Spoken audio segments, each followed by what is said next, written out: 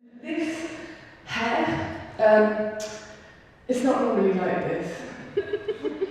It's also kind of in process. It's kind of an experiment, really. It's a chance for me to see if I can kind of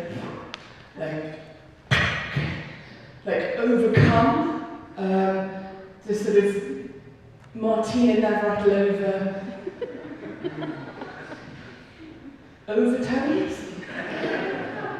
So the name of my show is The Forecast, and it takes the idea that what if our body, our desire, our gender, who we feel we are, is changing like clouds, like the weather.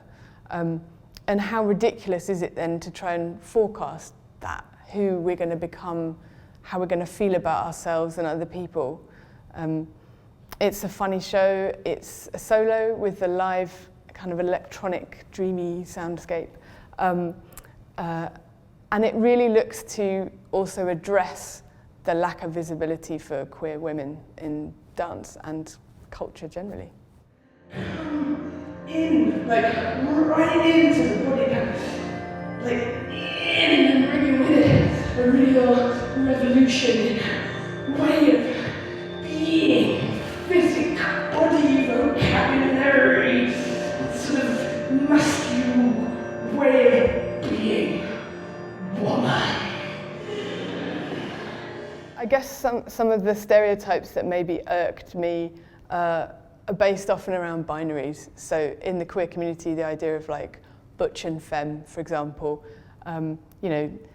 there's so much of a rejection of that now that's going on, but also there's a kind of fondness for that because it was an important point in history. It was frames of reference.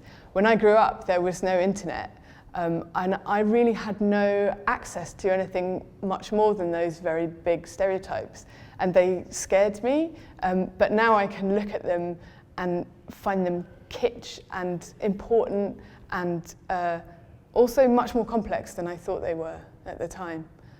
So I'm looking to find the humour and the comedy in something like a mullet, but also to use it as a metaphor for how we might grow and change. My intention with the piece is to make a really warm invitation to people who might not be like me. So I feel like everybody knows what it feels like to feel that their body or their sense of self is changing, that their desire is changing, that their feeling of their gender might be changing or shifting.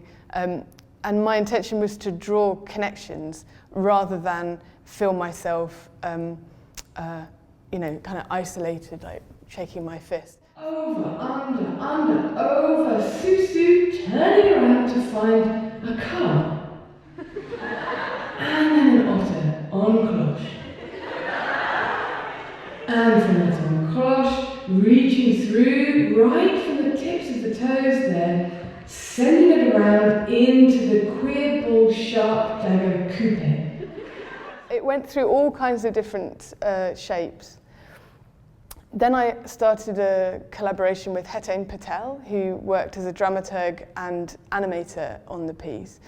And he helped me, along with Jamie McCarthy, who's the composer, to really tie down what could be some metaphors that could open up my experience in a wider sense. And that was a really joyful process that brought together all of the other periods of research. And then we began the making in earnest.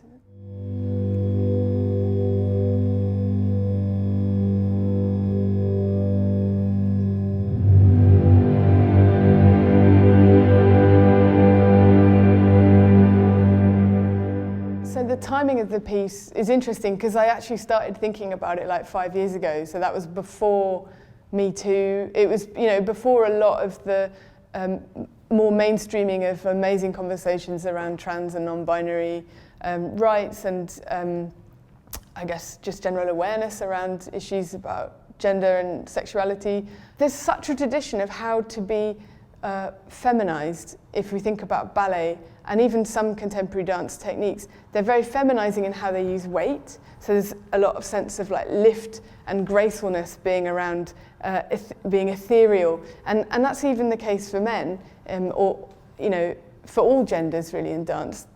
I started to ask the question, is is dance in some way feminizing in a very conventional way? Has it been up until now?